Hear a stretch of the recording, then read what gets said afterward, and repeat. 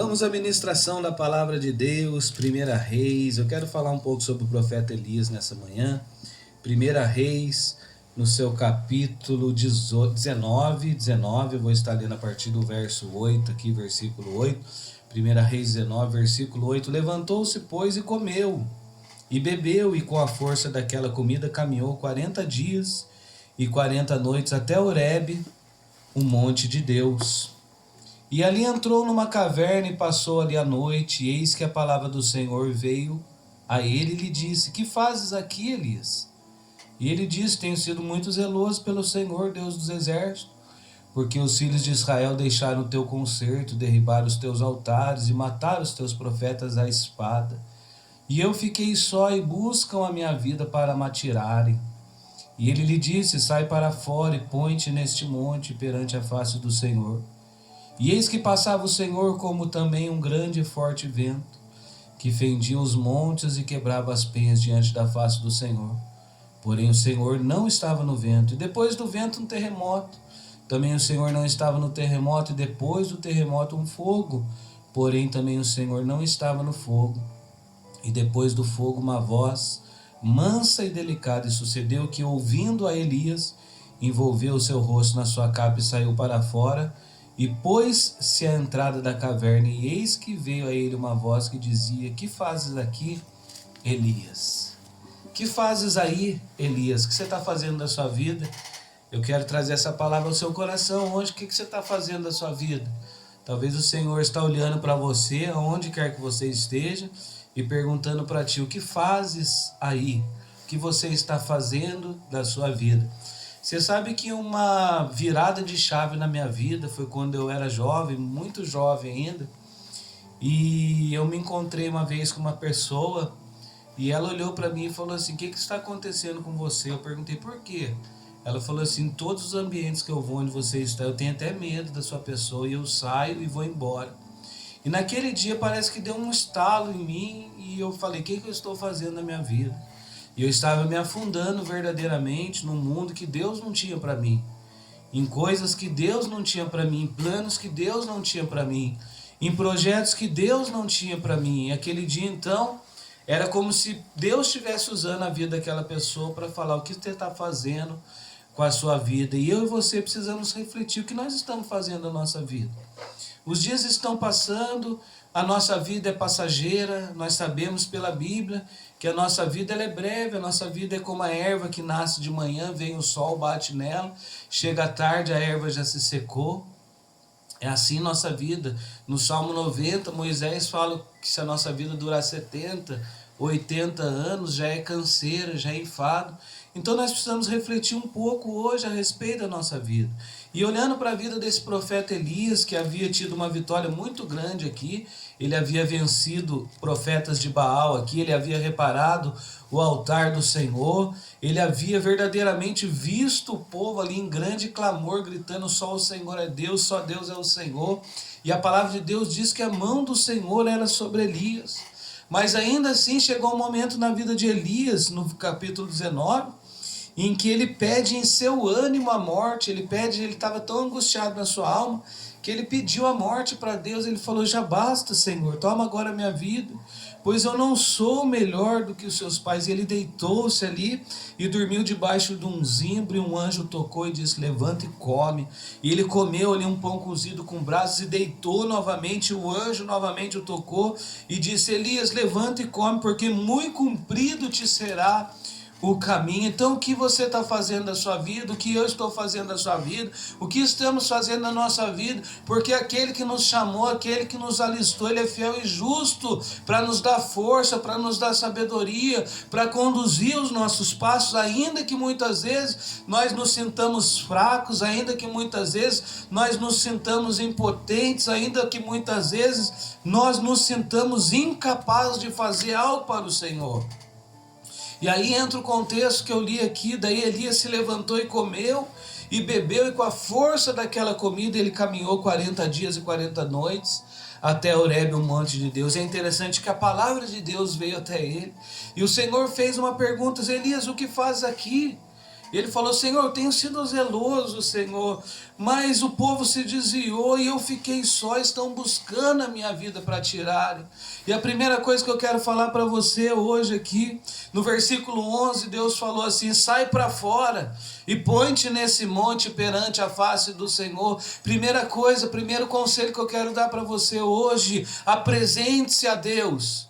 Apresente-se ao Senhor. Elias então ele saiu para fora e colocou-se perante ali a face do Senhor. Primeira coisa que eu falo para você: busque ao Senhor, levante-se, coloque-se diante de Deus e diga para o Senhor: Senhor, eis-me aqui, eis aqui o servo do Senhor, eis aqui o homem que o Senhor escolheu, eis aqui a mulher que o Senhor alistou. Eu quero estar na tua posição, eu quero estar diante de ti fazendo a tua vontade, Santo Deus. Elias se apresentou ali diante de Deus, e eu e você não podemos mais nos esconder, eu e você não podemos mais adiar os planos, os projetos, os propósitos que Deus tem para nossas vidas, porque eu digo, a nossa vida é breve, a nossa vida é passageira, a nossa vida está passando, e eu creio que Deus ele quer recompensar você, eu creio que Deus tem obra, tem ministério, tem coisas para fazer na tua vida, então nós não podemos mais ser omissos, nós precisamos hoje nos levantar,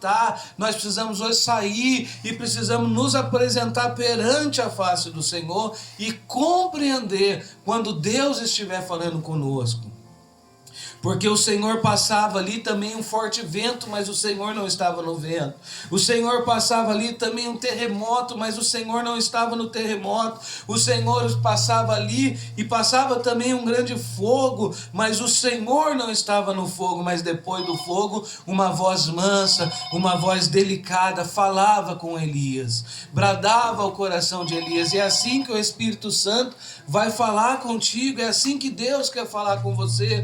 Quando você se levantar, quando você entrar na presença de Deus, quando você verdadeiramente falar: Senhor, fala que o teu servo escuta, eu não quero ouvir outras vozes que não seja a tua voz, eu não quero outras diretrizes que não seja a tua direção, eu não quero outros caminhos que não seja o caminho, a verdade e a vida, que é através do teu Filho Jesus. E no versículo 13 fala: que fazes ali, que fazes aqui, Elias? Outra vez, quando Elias ouve então essa voz mansa e delicada, Elias envolveu o seu rosto na sua capa ali, saiu para fora e pôs-se à entrada da caverna. E outra vez a palavra de Deus veio até Elias, que diz: que fazes aqui, Elias? E Elias fala novamente a mesma coisa: Senhor, eu tenho sido zeloso, Senhor, eu tenho sido zeloso porque os filhos de Israel deixaram o teu conselho, derribaram os teus altares, mataram os teus profetas à espada, e eu fiquei só, e buscam a minha vida para me tirar. E segunda coisa que eu quero falar para você: ainda que pareça que você esteja só, ainda que pareça que esses dias são maus, que os homens se desviaram, e já ninguém busca a face do Senhor, e já ninguém mais quer ter uma fé compromissada com Deus, ei, você não está só, o Senhor está contigo, e além do Senhor estar contigo, ainda existem 7.000 que não se dobraram, ainda existe um remanescente fiel que não se dobrou, que não se prostrou, que não se contaminou, ainda existe homem e mulher de Deus, ainda existem profetas em Israel, ainda existem profetas no Brasil, ainda existem pessoas que verdadeiramente querem fazer a obra do Senhor, o evangelho puro e simples de Cristo Jesus. Elias não estava só, achando que estivesse só.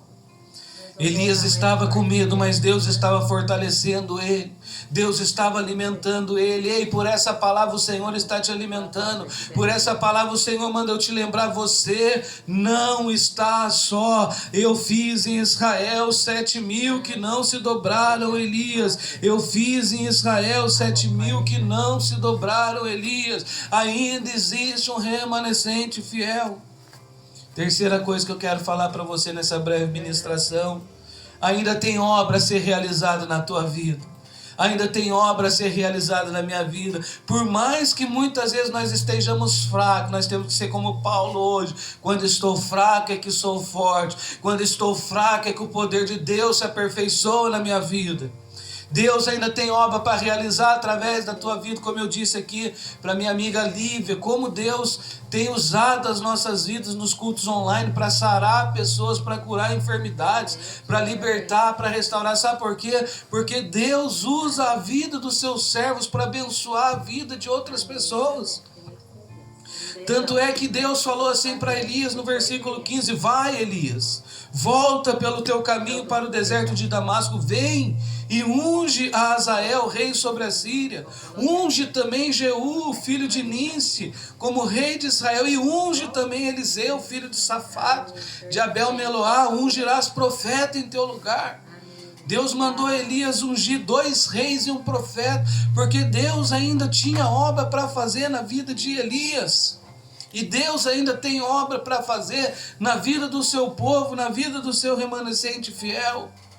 E eu lembro a você, você não está só. Hoje eu recebi um WhatsApp de uma pessoa falando assim: estamos orando na madrugada pela nossa nação, Deus vai dar a vitória. E eu quase que eu respondi para ela, mas eu pensei, eu também estou orando pela madrugada, pela nossa nação. Ou seja, existem pessoas que estão orando, existem pessoas que estão clamando, existem pessoas que estão consagrando, não só por si, mas pela nação, pelo povo brasileiro, pela igreja brasileira. Por você, por mim, por nós. Existe um remanescente fiel. A nossa conversão é fruto de oração de alguém, porque existe um povo que verdadeiramente ainda se coloca na presença de Deus, ainda se levanta e clama ao Deus Criador dos céus e da terra, Pai de nosso Senhor e Salvador Jesus Cristo, aquele que derrama sobre nós o teu Espírito Santo, o Consolador, o Encorajador, aquele que dirige os nossos passos. E a quarta coisa que eu quero falar para você, para finalizar: Deus vai levantar homens e mulheres de Deus fiéis ao teu lado. Ao final fala que Elias partiu dali e achou a Eliseu. Foi o momento que Elias encontra Eliseu para ungí-lo como profeta e o seu sucessor. Deus vai colocar homens e mulheres fiéis ao teu lado, que vão orar por você, que vão interceder por você, que vão estar com você em tempos de bênçãos e também em tempos de escassez, em tempos de paz e também em tempos de guerra, porque o Senhor é fiel àqueles que são fiéis a eles. Guarda essa palavra no seu coração. Que Deus abençoe a sua vida, que Deus abençoe a sua casa. Saiba, apresente-se a Deus, porque você não está só. Ainda Deus tem obra para fazer na tua vida e através da tua vida. E Ele vai levantar pessoas para estar ao teu lado, intercedendo contigo e entrando nessa peleja com você. Deus abençoe a sua vida. Eu quero orar por você. Senhor, estende as tuas mãos sobre cada um de nós nessa manhã. Vem renovar as nossas forças, vem nos fortalecer, vem nos sarar, vem nos curar, vem nos libertar. Salva a nossa casa, a nossa família, os nossos filhos, os filhos dos nossos filhos. Ainda existe, Senhor, um remanescente fiel que ora e clama, meu Deus, que vai fazer uma grande obra para o Senhor, mesmo em tempos de adversidades e dificuldades. Estende a mão sobre o teu povo, Pai. É o que nós oramos e clamamos em o nome de Jesus. Amém e graças a Deus.